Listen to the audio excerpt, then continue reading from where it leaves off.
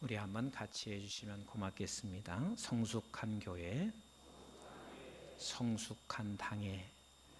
다시 한번 성숙한 교회, 성숙한 당회.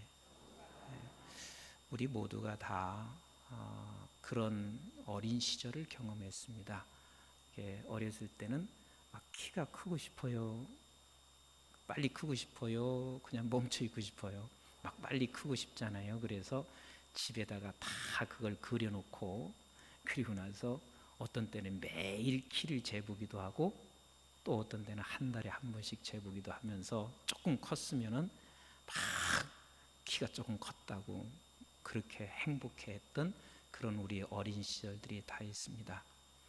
우리가 교회의 중직, 특별히 목회자나 당회원들, 권사, 안수 집사 정도의 중직은 우리가 꼭 기억해야 할 게 있습니다. 신앙 전반에 걸쳐서 안목과 분별력이 있어야 돼요. 신앙 전반에 걸쳐서 안목과 분별력이 없으면 중직을 사명을 감당하면서도 그게 교회에 어려움을 줄 수 있습니다. 그래서 우리 적어도 중직은 신앙의 모든 전반에 걸쳐서 안목이 있어야 됩니다. 분별력이 있어야 합니다. 그리고 교회가 교회됨에 지금 어느 정도 자랐나, 어느 정도 성숙했나, 이것도 볼 수 있어야 돼요.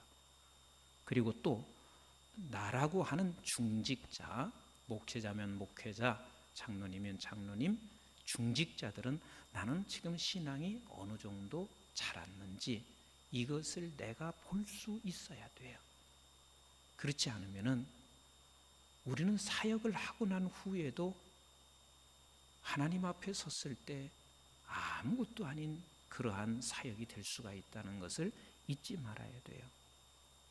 자, 우리나라 교회 역사 하면은 우리 교회 역사가 정말 가난하고 힘들 때 우리나라에 선교사들이 들어와서 복음을 전파했어요.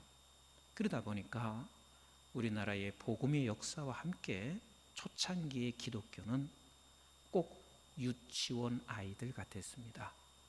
하나님, 이 가난에서 해결해 주세요 하고 막 땡깡을 놓으면, 유치원생들이 땡깡 놓으면 부모님들은 그냥 주잖아요. 그래서 그 땡깡 놓으면 하나님이 주셨어요. 병도 고쳐주시고 물질도 주시고 사업도 열어주시고 자녀도 복되게 해주셨어요. 그런데 유치원생으로 계속 머물러 있으면 그게 문제가 돼요. 이제는 성숙해 가야 되거든요. 성숙해 가야 돼요. 그러다가 이제는 교회가 조금씩 성숙해지면서 이제는 자기 키 자랑을 해요.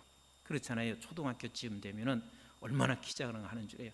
내가 커, 내가 좀 잘해, 막 이러면서 막 키 자랑을 해요. 그래서 우리나라 교회가 어쩌면 그렇게 흡사하게 걸어왔는지 몰라요. 너희 교회가 크냐, 내 교회가 크냐, 너희 교단이 크냐, 내 교단이 크냐, 막 이러면서 계속해서 키 큰 것 가지고, 숫자 가지고 이제는 계속해서 서로가 자랑도 하고 무시도 하고 그것 때문에 절망하고 좌절했습니다. 이게 한국교회가 걸어왔던 지난날의 삶들이에요. 자, 그렇게 하다가 한국교회가 이젠 사춘기를 좀 맞이했습니다. 그러면서 계속해서 막 비판을 해요. 그래서 이단도 속출해내고 저게 복음이냐 복음이 아니냐 막 이런 거 가지고 따지기 시작하고, 신학 조금 아는 것 가지고 신학적인 잣대를 갖다가 거기다 대면서 저 교회는 복음적이 아니다 뭐 이렇게 이야기를 하고 꼭 사춘기 같아요. 그러면서 지금은 한국 교회가 격동기에 왔습니다. 격동기에 왔어요. 이제는 한국 교회가 지금 하나님이 원하시는 성숙함으로 가지 아니하면 한국 교회는 이제 존재하기 어렵게 되어 있습니다. 그래서 제가 금요일 날인가도 말씀을 드렸는데, 제가 한 주간도 그런 생각을 많이 했어요. 하나님, 어차피 우리 한국 교회 지금 많이 흔들어서 이 격동기에 교회들이 많이 지금 무너져 가고 있습니다.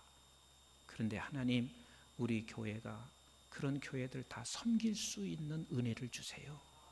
이러면서 제가 한 주간도 지내왔어요. 어느 교회든 모두가 다 교회가 지금은 힘들다고 해요. 그러면 교회가 조금 대형 교회들, 큰 교회들이 너무 그렇게 자랑하거나 그럴 때가 아니에요.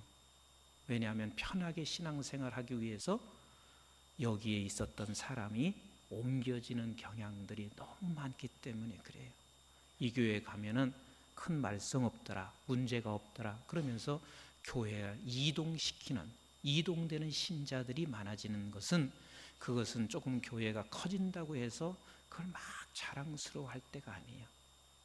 이제는 우리 한국교회가 어느 정도 어디에 왔는지를 그 안목을 볼 줄 알아야 돼요. 이게 중직자예요. 분별할 줄 알아야 돼요. 그러면 적어도 우리 교회나 당회원들이, 중직자들이 우리가 가야 할 방향이 있습니다. 성경에서 마지막에 저분들이 하신 이야기를 잘 들어야 돼요. 성경 속에서 인생을 다 경험하고 살아보다가 그분들이 마지막에 한 소리가 무엇인지를 우리는 놓쳐서 안 돼요. 인생을 다 살아본 후에 마지막에 그분이 한 이야기라면 틀림없이 그것이 하나님께서 우리에게 요구하시는 것이고, 그것이 가장 성숙한 모습의 그리스도인이고, 그런 교회가 되는 것, 그런 중직자가 되는 것이 가장 소중해요. 그러면 솔로몬이라고 하는 분이 이 세상에서 누릴 건 다 누려봤습니다. 어려움도 겪어보고 세상의 부도 겪어보고, 그리고 솔로몬에게는 수많은 명성을 얻어서 이곳저곳에서 그 명성의 소리, 지혜의 소리를 듣기 위해서 솔로몬에게 얼마나 많은 사람이 찾아왔는지 몰라요. 사람이 그래요. 조금 사람이 유명해지거나 힘이 있으면 그 사람하고 줄을 대려고 해야 안 해요? 네? 줄 대려고 하잖아요. 어떻게 해서 줄을 대서 저 사람하고 한번 만나서 한번 얘기라도 해보고 내가 줄을 대려고 하는 것처럼, 솔로몬이 바로 그런 사람이었거든요. 동방에 있는, 주변에 있는 모든 국가가 솔로몬하고 어떻게 하면 줄을 댈 수 있을까, 어떻게 하면 연결할 수 있을까, 이것이 주변 국가의 부족들, 왕들의 관심이었습니다. 그래서 사실 솔로몬이 1,000명의 후궁을 데리고 있었던 것이 솔로몬이 여자를 너무 밝혀서 그런 게 아니에요. 여자를 밝힌다고 해도 1,000명이나 어떻게 데리고 살아요? 말이 그렇지. 1,000명 얼굴을 알겠어요? 여기 지나가면서 저 사람이 후궁인지 아니면 밖에 있는 사람인지 그것조차도 모를 거예요. 근데 1,000명의 후궁을 솔로몬이 데리고 있었던 것은 자기도 몰라. 사람들이 정략 결혼을 시켜서 자기 딸을, 부족의 왕들이 자기 딸을 솔로몬에게 그냥 주면서요, 어떻게 해서라도 연결하고 싶을 만큼 그 정도로 솔로몬은 대단한 명성과, 그리고 많은 사람들로부터 저 사람을 부러워할 만큼 대단한 인물이었습니다. 그런데 그 솔로몬이 잠언서를 기록하고 마지막에 가서는 전도서를 기록하고 있는데, 전도서의 가장 마지막 부분에 솔로몬이 하는 말을 우리가 놓쳐서는 안 돼요. 인생을 다 살아보고 인생을 다 경험해보고 인생의 모든 것을 다 누려본 사람이 그 한마디 한 것을 놓쳐서는 안 돼. 적어도 이것만큼은 우리가 붙잡고 가는 사람이야만이 내가 성숙으로 갈 수가 있고, 그리고 거기에 목표를 두고 내가 신앙이 커가야 된다, 그 말입니다. 그러면 솔로몬이 도대체 뭐라고 말씀하시고 있었는지 13절을 다시 한번 읽겠습니다. 전도서 12장 13절 시작. 일의 결국을 다 들었으니 하나님을 경외하고 그의 명령을 지킬지어다. 이것이 모든 사람의 본분이니라 그랬습니다. 이 일의 결국을 다 들었다 하는 말은 내가 이 일을 전부 다 경험을 해보고 내가 이것은 들어서 알고 있는 건데 나는 다 경험을 해보고 다 들어봤다. 그런데 결국 내가 내린 결론은 이거다. 내가 내린 결론은 이거다. 여호와를 경외하라. 이것이 내가 내린 결론이다. 그런데 여러분, 여호와를 경외한다는 말은 구약 성경에서는 경외라고 하는 말을 썼고 신약에서는 이 경외라는 말이 여호와를 사랑하라 그 소리예요. 그러니까 이 경외라는 단어를 신약 성경에서 쓸 때는 뭘로 썼다고요? 사랑으로. 그러니까 하나님을 사랑해라 그거예요. 하나님을 사랑해라. 그래서 우리의 신앙은 내가 늘 점검하고 분별할 줄 알아야 되고 안목을 가져야 된다는 게 뭐냐면, 우리 처음에 신앙생활할 때는 너나 할 것 없이 다 병 때문에 나올 수 있고 축복 때문에 나올 수 있고, 하나님께서 뭔가 내게 희망을 주신다고 생각하면서 우리 교회에 안 나오는 사람 없습니다. 나도 그랬고 여기서 신앙생활하는 사람 다 그랬어요. 그리고 지금도 또 우리는, 하나님은 우리에게 희망을 주시는 하나님이세요. 치유하시는 하나님이세요. 축복하시는 하나님이세요. 그런데 그것만 알고 있으면 유치원생이라는 거예요. 결국은 일의 결국을 다 들었으니, 우리가 이제는 어느 정도 성숙했으니, 성숙한 교회가 됐으면 그런 일을 하시는 하나님이시기도 하지만, 우리는 무엇보다도 내가 하나님을 사랑하기 때문에 예배하는 거예요. 하나님을 사랑하기 때문에 내가 하나님 앞에 헌신하는 거예요. 하나님을 사랑하기 때문에 내가 찬양대에 서는 거예요. 하나님을 사랑하기 때문에 내가 당회원으로 물질도 시간도 바쳐 헌신할 수 있는 거예요. 자, 한번 이렇게 한번 여러분들이 거꾸로 생각해 보세요. 임 목사가, 내가 목사 처음 될 때부터 이런 생각을 가진 것은 아니거든요. 그런데 목사가, 지금 임 목사가 그래요. 계속해서 내가 목회를 하면서 나는 이 목회지가 아니면 먹고 살기가 힘들어. 그래서 나는 목회를 하는 이유가 먹고 사는데 이 교회가 있기 때문에 목회를 해야 돼. 또 하나, 내가 목회를 안 하면 하나님께서 두들겨 때릴 수가 있어. 그래서 내가 목회를 해야 돼. 1번은 내가 이 교회에서 목회를 해야 먹고 살 수 있어. 이게 1번이고, 2번은 목회를 안 하면 하나님께서 두들겨 맞을 수가 있어. 그래서 나는 싫어도 목회해야 돼. 이게 2번이고, 그리고 3번은 나는 우리 하나님이 너무 사랑해서, 하나님을 너무 사랑해서 나는 목회를 해야 돼. 이게 3번이요. 그러면 담임 목사님이 1번, 2번, 3번 중에서 어떤 목사가 되기를 원하세요? 그 보세요. 누구도 다, 한 사람도 예외 없이 3번인 목사가 되기를 원하세요. 3번인 목사가 되기를 원하세요. 그럼 목사만 그러냐? 아니요. 중직이라면 하나님께서 원하시는 게 뭐냐면, 그래, 하나님께서 내 가정도 책임져 주시라. 그러나 문제는 뭐냐면, 그런 것으로만 내가 헌신하는 것이 아니고, 내가 이 당회원으로서 장로 사역을 감당하지 않으면 하나님이 나를 두들겨 때릴 수가 있어. 그래서 사역하는 것이 아니라 하나님을 사랑하는 것 때문에 내가 하나님 앞에서 명령과 규례를 지키면서 순종하고 있다. 이것을 하나님이 한결같이 원하시고 계세요. 이게 성숙인 거예요. 그래서 우리 예수님께서도 보세요. 제자들을 불러놓고 제자들에게요, 기적도 베풀어 주셨고, 제자들에게 귀신도 내쫓게 하셨고요, 제자들이 가는 곳마다 먹고 자는 문제를 주님이 다 해결해 주셨어요. 그리고 나서 주님도 제자들에게 마지막 하신 소리가 뭔 줄 아세요? 부활 후에 제자들에게 딱 나타나서 하시는 말씀이, 내가 나를 사랑하느냐. 그것도 다른 말을 물어본 적이 없어요. 내가 나를 사랑하느냐? 이것을 3번을 물어보세요. 네가 나를 사랑하냐? 그러면 네가 나를 사랑한다면 양을 쳐라, 양을 가르치라.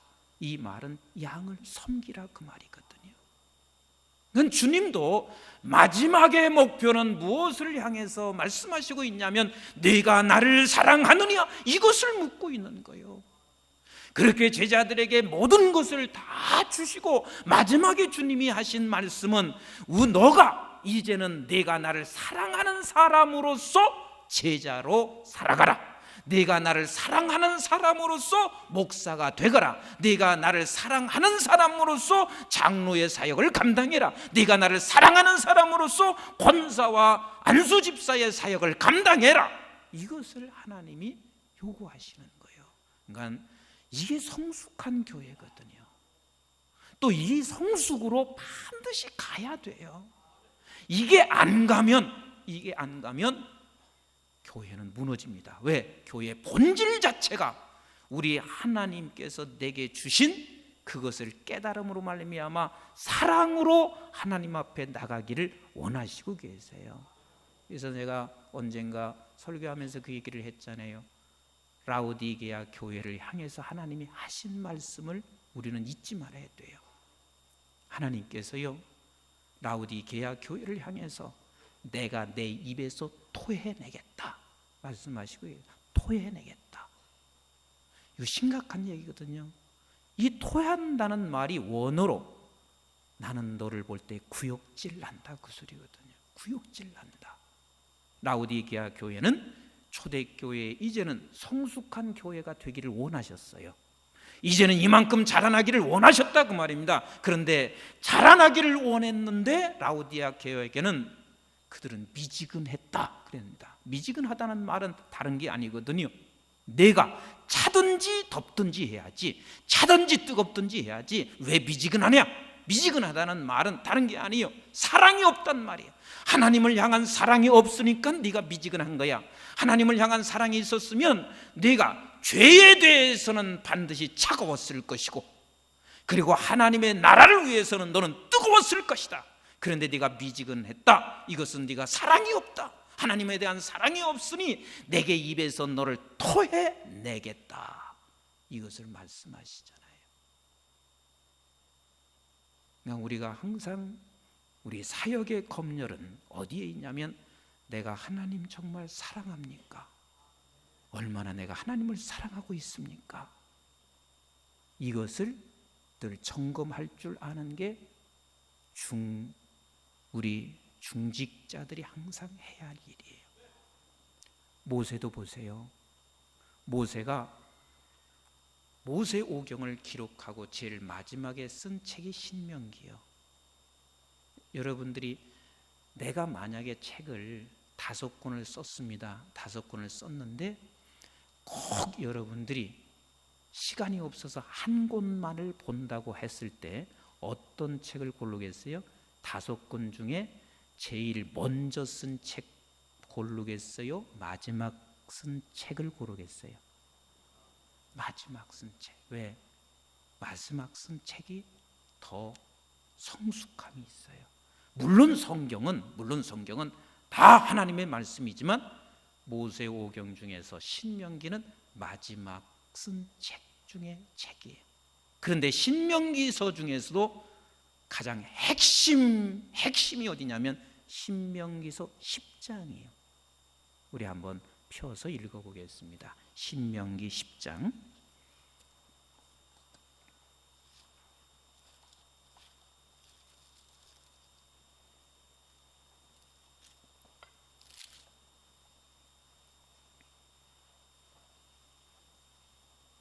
신명기 10장 278페이지. 278페이지. 자, 12절 말씀 같이 읽겠습니다. 12절 시작. 이스라엘아, 내 하나님 여호와께서 내게 요구하시는 것이 무엇이냐? 곧 내 하나님 여호와를 경외하여 그의 모든 도를 행하고 그를 사랑하며 마음을 다하고 뜻을 다하여 내 하나님 여호와를 섬기고 그랬습니다. 이스라엘아, 내가 하나님께서 여호와께서 내게 요구하는 것이 무엇이냐? 내게 요구하는 것이 무엇이냐? 지금 신명기서는요, 하나님께서 이스라엘 백성들을 이끌고 가면서 마지막 지금 가나안 땅에 들어가기 직전에 하나님께서 이제 마지막 성숙한 단계를 원하시는 거예요.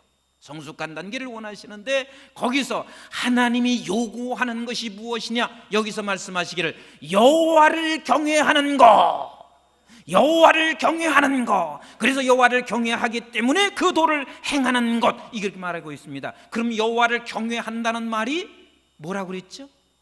여호와를 사랑하는 거라니까요. 그래서 경외라는 단어를 신약에서는 절대 쓰지 않습니다. 다 똑같은 경외라는 단어를 신약에서는 사랑이라는 단어로 다 쓰고 있습니다. 그러니까 여호와를 경외하는 것은 여호와를 사랑함으로 이 도를 행하라, 이것을 말씀하시고 있습니다. 이것이 모세가 마지막 인생을 살면서 마지막에 쓰고 마지막 핵심장에서 모세는 말씀하기를 여호와를 사랑해라.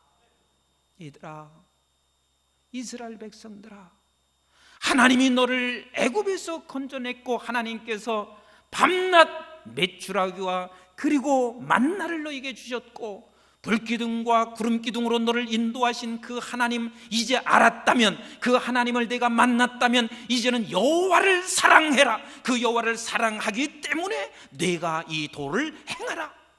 지금도 너는 다른 것 때문에 여호와를 도를 행하는 것이 아니라 여호와를 사랑하는 때문에 네가 이 도를 행하라. 이것이 지금 모세가 마지막으로 한 이야기예요. 모세가 마지막으로 한 이야기예요.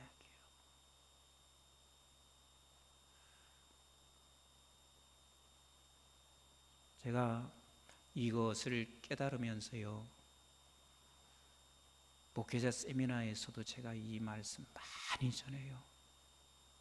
왜냐하면 이제 우리 한국교회가 신앙 전반에 대한 안목을 봐야 되는데 하나님이 요구하시는 게 지금 뭐냐는 거예요. 하나님이 요구하는 게, 물론 질병도 치료하고 축복하시는 하나님이세요. 그러나 거기서 멈추지 말라는 거예요. 여전히 지금도 우리는 그걸 기도할 수 있습니다. 우리가 하나님이여, 우리의 사업체도 하나님이 복되게 해주시고 내 자손도 하나님께서 복되게 해주세요. 그걸 기도 계속합니다. 앞으로도 합니다. 그러나 우리가 반드시 하려야 할 것은 하나님을 사랑하는 그 마음을 알지 않고 가면 우리는 유치원생인 거예요. 유치원생인 거예요. 성숙한 가운데 우리가 이제는 하나님을 섬길 줄 알아야 되거든요. 이게 지금 이스라엘 백성들이 그 성숙을 가지 못했기 때문에 결국은 하나님께서 어떻게 했냐면 여호수아와 갈렙을 제하고는 모두가 다 가나안 땅에 들어가지 못하고 이 광야에서 죽을 거야 그랬습니다. 나는 이것을 신학적으로 이렇게 제 나름대로 정의를 내리고 있어요. 뭐냐면 틀림없이 전혀 구원받은 못한 백성들이 있을 것이고, 또 하나는 구원을 받았어도 아주 부끄러운 구원을 받은 백성들이 바로 그런 사람들이다. 우리는 이제 성숙함의 신앙을 가지고 자녀들을 위해서도 기도하시고 또 내 자신을 위해서도 기도하시고, 그러면서 하나님 사랑 때문에 섬기자고요. 하나님 사랑 때문에 도를 행하자고요. 하나님 사랑 때문에 우리가 하나님의 일을 감당하는 이 성숙한 자리에 머물러 있는 사람만이 이제 그 사람이 우리 한국교회를 가나안 땅으로 차고 넘어갈 수 있어요. 그런데 이미 우리 하나님은 우리 교회는 하나님께서 부족한 나지만 그걸 깨닫게 하셨어요. 일찍 깨닫게 하셨어요. 그러면 우리는 가야 된다는 거예요. 함께 가야 된다는 거예요. 누구만 여호수아하고 누구만 갈렙이 아니라 우리 모든 중직들 그리고 모두가 다 함께 가야 합니다. 함께 가야 돼요. 그래서 적어도 우리는 하나님 사랑 때문에 사역을 감당하는 사람들이 되어야 돼요. 또 한 사람만 하고 말씀 마칠게요. 우리 한번 여호수아 24장을 보세요. 여호수아서 24장.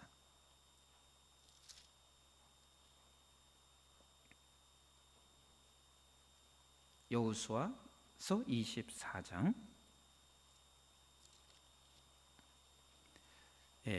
구약성경 357페이지요. 357페이지 여호수아서 24장. 자, 여호수아서 24장은 여호수아가 마지막 고별 설교예요. 마지막 고별 설교. 자, 여러분들, 임석순 목사가 이제는 죽게 돼서 마지막 고별 설교를 한다면 그 고별 설교가 소중하겠어요? 소중하지 않겠어요? 굉장히 소중한 거예요. 이건 놓쳐서는 안 되는 거예요.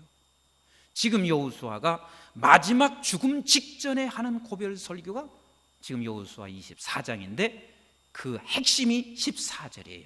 14절 같이 읽겠습니다. 시작. 그러므로 이제는 여호와를 경외하며 온전함과 진실함으로 그를 섬기라. 너희의 조상들이 강 저쪽과 애굽에서 섬기던 신들을 치워버리고 여호와만 섬기라 그랬습니다. 그러므로 이제는 그랬습니다. 이제는 지금 네가 할 일은 여호와를 뭐하라?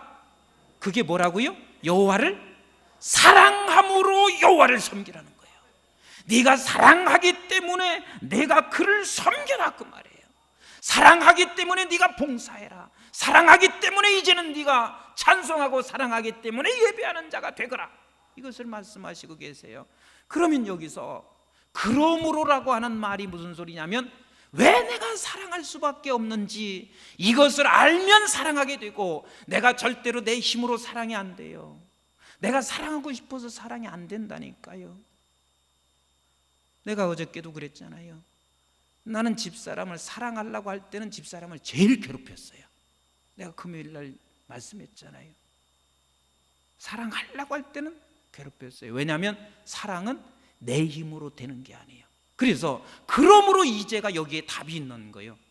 이제 내가 여호와를 사랑하는데 왜냐하면 그러므로가 우리를 하나님을 사랑할 수 있게 만들고 그러므로를 깨달았을 때 하나님을 사랑할 수 있게 되는 거예요.